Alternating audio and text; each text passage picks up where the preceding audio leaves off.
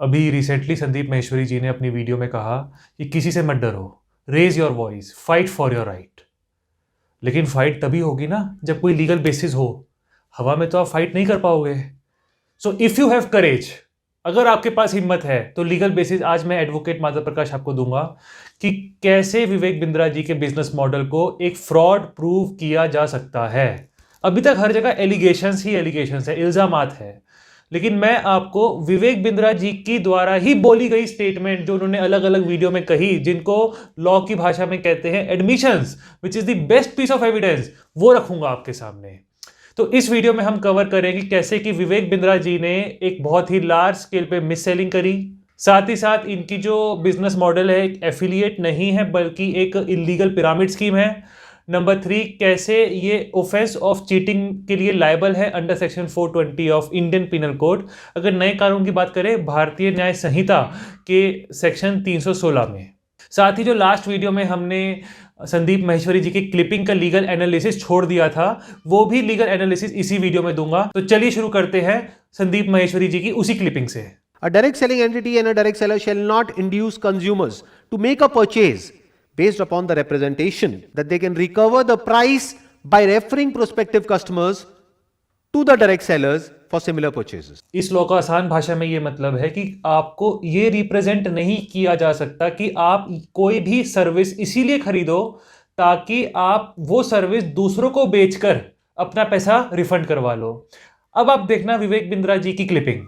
ये आईबीसी की basically fees है ही नहीं, ये तो फ्री का मॉडल है। ये हमने ऐसा मॉडल लॉन्च किया कि आपने जो पैसा दिया वो हमको वापस कर देते हैं। आप ये रिकवरेबल है, ये रिटर्न ऑन इन्वेस्टमेंट नहीं है केवल, ये रिटर्न ऑफ योर इन्वेस्टमेंट भी है। इन्होंने बोला आपको पैसा वापस मिल जाएगा। कैसे मिलेगा? 3 बंदे ले आओ, पैसा वापस। पैसा वापस मिला नहीं मिला, that is a different issue. हमारे देश का कानून ये कहता है कि such representations are in itself illegal under rule 7 and sub rule 4 of direct selling rules. अब मैं आपको बताऊंगा कि मिस सेलिंग विवेक बिंद्रा जी ने कैसे करी इस बिजनेस में, तो उसके लिए देखिए ये वाली क्लिपिंग। और किसी भी टियर 1 MBA कॉलेज से ज्यादा सिखाने का मैं दम रखता हूं आज, वो गारंटी मैं लेता हूं आपको। मैं आपको कह रहा हूं कि मैं चैलेंज करता हूं, चुनौती देता हूं, मैं ट्रेन करूंगा। और आप किसी भी नंबर 1 कॉलेज का, कोई भी प्राइवेट कॉलेज अच्छा उठा लीजिए इंडिया का, और हमारे 2 बच्चों को साथ में खड़ा कर दीजिए, हमारा बच्चा आसानी से बीट कर देगा। 60,000 रुपया जिसको हम वापस कर देते हैं, और वो 30 लाख रुपया जिंदगी में कभी वापस नहीं आता है। नौकरी भी कितने की लगेगी मुझे पता नहीं है उसके बाद में। क्लेम को आप ध्यान रखिएगा कि एक IBC is better than tyre 1 MBA college student.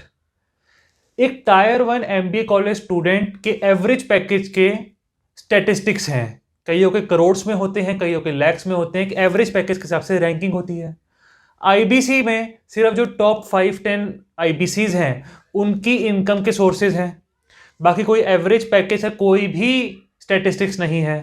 दूसरी बात, एक टायर 1 MBA कॉलेज के स्टूडेंट को डिफरेंट इंडस्ट्रीज से पैकेजेस मिलते हैं, लेकिन एक आईबीसी के पास पैसे कमाने का एक ही तरीका है, वो है बड़ा बिजनेस में रहकर और लोगों को आईबीसीज बनाए तब पैसा कमाए। अगर कोई वर्ल्ड या इंडिया की टॉप कंपनीज में जाना चाहता है तो वो टायर 1 MBA कॉलेजेस के पैकेजेस के थ्रू जा सकता है, लेकिन आईबीसी बन के जा नहीं सकता। सबसे इंपॉर्टेंट पॉइंट, आईबीसी की फुल फॉर्म क्या है? Independent business consultant. कंसल्टेंसी उसको प्रोवाइड करनी है टू डिफरेंट बिजनेसेस। कंसल्टेंसी कैसे प्रोवाइड करेगा? उसके लिए देखिए ये वाली क्लिपिंग। या कंसल्टिंग करने के लिए कंसल्टेंट होना चाहिए, और कंसल्टेंट होने के लिए बड़ा एक्सपीरियंस और एजुकेशन होनी चाहिए। अब क्योंकि लोगों के पास ये नहीं है, हमने टेक्नोलॉजी से एक ऐसा प्रोडक्ट ला दिया कि अगर आपको किसी को भी फ़ोन पे कंसल्टिंग करनी है और वो आपसे फ़ोन पे पूछ लेता है कि मैं आज ई-कॉमर्स पे बिजनेस कैसे शुरू करूं, जैसे ही वो बोलेगा आप सामने अपने स्क्रीन पर टाइप कर रहे होंगे बात करते हुए, और आपके सामने सारे आंसर आ जाएंगे, आप उसको आंसर दे पाओगे। सामने चीट शीट होगी। चीट शीट का मतलब है जो फर्रा होता था ना, बिल्कुल चीट का फर्रा होता था। बच्चे नंदलाल दयाराम की कुंजी पढ़ के स्कूल में जाते थे एग्जाम देने के लिए, जेब में फर्रा ले जाते थे। ऐसे ही हमने आपको टेक्नोलॉजी का फर्रा दे दिया। सामने कोई भी कुछ भी सवाल कर ले, टेक्नोलॉजी का फर्रा आपके सामने स्क्रीन पे आ जाएगा, और आप बात करते हुए आराम से पढ़ते पढ़ते उसको समझा सकते हो। समझ में आया आपको? चीटिंग करके कंसल्टेंसी देनी है, एआई का सॉफ्टवेयर रहेगा, हेडफोन पहन के टाइप करेगा क्वेश्चन, आंसर आया, बता दिया, कुंजी पढ़ के। फर्रे वाला काम है। क्लेम था कि एक टायर 1 MBA कॉलेज से बेटर है आईबीसी। रियलिटी क्या है कि वो चीटिंग करके फर्रे से देख के आंसर्स कर रहा है। तो आपने लोगों को मिस रिप्रेजेंट किया, मिसलीड किया, गलत इंफॉर्मेशन देके, ताकि आप अपना कोर्स उन लोगों को बेच सके। This is miss selling and fraud. अब आप देखिए विवेक बिंद्रा जी की ये वाली क्लिपिंग। शोर क्यों नहीं मचा रहे हैं आपके मेरी कंसल्टिंग सारथी की ट्रेनिंग कराओ, क्योंकि किसी में मैंने बोला ना सबका बाप है ये बाप। मैं आपसे बोल रहा हूं पूरी कन्विक्शन के साथ में, अगर फट करके 5 लाख 10 लाख 15 लाख 20 लाख 25 लाख 25 लाख हवा में नहीं बोल रहा हूं, 25 लाख रुपए महीना कमाना है, कंसल्टिंग सारथी की ट्रेनिंग ले लो और हो ही का ही आके चैलेंज कर देना, अपनी छाती ठोक के बोल रहा हूं मैं, चैलेंज कर देना मेरे को कंसल्टिंग सारथी के बाद में, अगर आप काम नहीं कर सके तो। लॉ में ऐसी स्टेटमेंट्स को कहते हैं इंड्यूसमेंट। लोगों को इंड्यूस करना यानी मजबूर करना अपना कोर्स बेचने के लिए 5, 10, 25 लाख रुपए का लालच देकर। But inducement in itself is not illegal. हमें यह देखना पड़ेगा कि ये इंड्यूसमेंट क्या ये डिसऑनेस्ट इंटेंशन के साथ करी गई है या फिर नहीं। तो देखते हैं इस इंड्यूसमेंट का बेसिस क्या है। साइंस का मतलब ये हो गया 100 डिग्री पे पानी उबलेगा कि बर्फ बन जाएगा? उबलेगा, ये साइंस है। साइंस का मतलब ये नहीं है कि 100 पे कभी मन करे उबल जाए, कभी मन करे नहीं उबले। कि जो आदमी 100 दिन तक 10 हॉट लीड से रोज बात कर रहा है, अगर हम 1 महीने का नंबर लेते हैं, 30 दिन वो काम करता है, 30 की जगह केवल 25 दिन काम करता है, 5 दिन छुट्टी लेता है, 25 दिन मल्टीप्लाइड बाय 10 इज 250, उसको 10% का कन्वर्जन मिल जाता है उसमें, यानी कि 25 उसकी सेल्स हो जाती हैं। और अगर 50,000 का एवरेज टिकट साइज है उसका और उसकी 25 सेल्स हो जाती हैं, अब 25 मल्टीप्लाइड बाय 50,000 का एवरेज टिकट साइज मतलब 12.5 लाख रुपए का रेवेन्यू करेगा वो। मैंने सारे एनालिसिस किए, सब डेटा को स्टडी करके हमने ये गारंटी लॉन्च किया था। पहली क्लिपिंग में बात हुई है साइंस की, लेकिन दूसरी क्लिपिंग से हमें समझ में आता है कि जो गारंटी है वो बेस्ड ऑन साइंस नहीं है, it is based on assumption कि 10% कन्वर्जन रेट होगा। पानी उबलेगा 100 डिग्री पे, ये अजम्पशन नहीं है। कन्वर्जन रेट 10% का होगा तब इंसान कमा सकता है 10-15 लाख रुपए पर मंथ का, ये एक अजम्पशन है। दूसरी बात, जो ये कन्वर्जन रेट है ये क्यों इम्पॉसिबल है आप समझो। काम क्या है आईबीसी का? एक तो चीटिंग करके सलाह देना फर्रे से, दूसरा बंदा लाना, लोगों को अट्रैक्ट करना।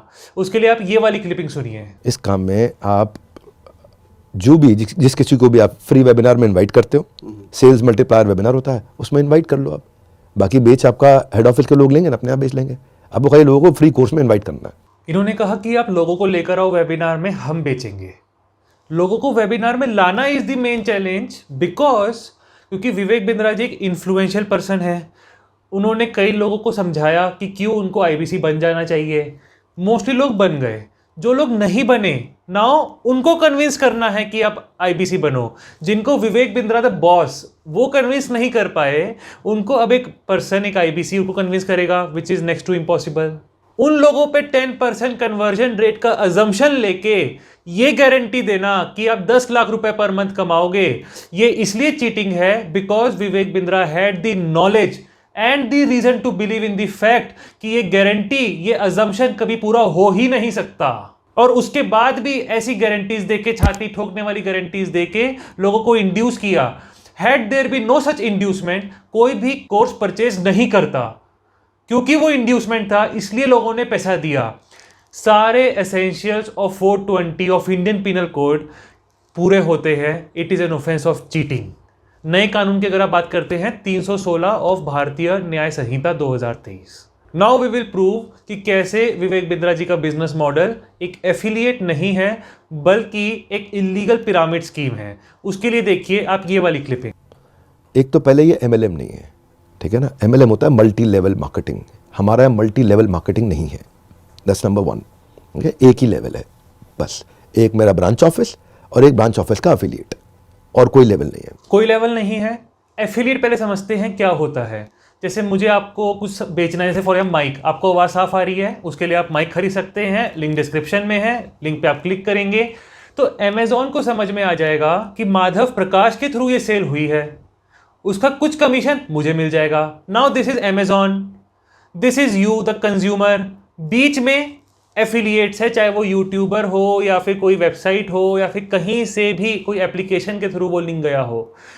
यहां पे जो एफिलिएट्स है बीच में, एक दूसरे से कोई भी कनेक्शन नहीं है, कोई भी लेवल्स नहीं है, लेकिन इनके बिजनेस मॉडल में लेवल्स है। उसके लिए देखिए आप ये वाली क्लिपिंग। उसको भी, उसके बॉस को भी, उसके मैनेजर को भी, उसके ट्रेनर को भी, उसके सेल्स हेड को भी, उसके रीजनल हेड को भी, हेड ऑफिस को भी, उसके चैनल पार्टनर को भी, उसके ब्रांच के अंदर जूनियर आईबीसी मैनेजर को भी, उसको खुद भी, जिसने उसको बेचा उसको भी, सबको दिख रहा होता उसका डैशबोर्ड। ठीक है, आपने खुद देखा इतने सारे लेवल्स में ये बटा हुआ है। अब जो आईबीसी है इनके अलग अलग लेवल पे मनी के हिसाब से भी डिविजन्स हैं, वो भी आप देखिए क्लिपिंग में। पहले वो आईबीसी ज्वाइन करता है, आईबीसी ज्वाइन करने से पहले एनएचआईटी ज्वाइन करता है, न्यू हायर इंडक्शन ट्रेनिंग। वो होने के बाद पूरी वो आईबीसी ज्वाइन करता है। आईबीसी ज्वाइन करने के बाद वो द मिलियनेयर क्लब टीएमसी में आता है। टीएमसी के बाद वो आरईसी में आता है, the royal elite club. Royal elite club के बाद आता है नवरत्न क्लब। आज भी हमारे पास में नवरत्न आईबीसी अपने बारे में बात करते हैं, वो अपना जब यूट्यूब पर वीडियो बनाते हैं आप देखते होंगे। और नवरत्न के बाद अभी नेक्स्ट स्टेज है, उसको बोलते हैं बड़ा बिजनेस कंसल्टेंट, बीबीसी। अब डिफरेंट लेवल्स को मनी के हिसाब से डिवाइडेड है। जो इन्होंने कार्टून्स दिखाए उनके हाथ में पैसे थे, किसी के आईबीसी के हाथ में इतने, फिर बड़ा बिजनेस कंसल्टेंट के हाथ में बहुत सारे पैसे।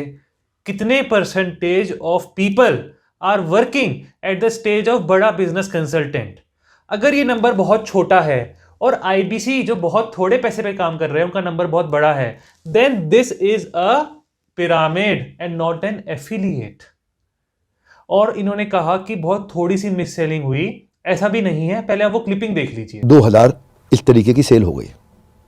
अब पूरे इकोसिस्टम में ये सेल 2% से कम है, आउट ऑफ 1,60,000 लोग। विवेक बिंद्रा जी के अकॉर्डिंग 1,60,000 लोगों में से सिर्फ 2,000 लोगों के साथ ही मिस सेलिंग हुआ। लेकिन सवाल यहां पे ये है, कितने percentage of the people are working in बड़ा business today at the income of 10 lakh per month? अगर 90% लोग से ज्यादा लोग इस कंडीशन में फेल हो गए तो दो चीजें हो सकती है। नंबर 1 कि वो 90% लोग गलत हैं। नंबर 2 कि इनकी टर्म्स एंड कंडीशंस में कुछ फॉल्ट है।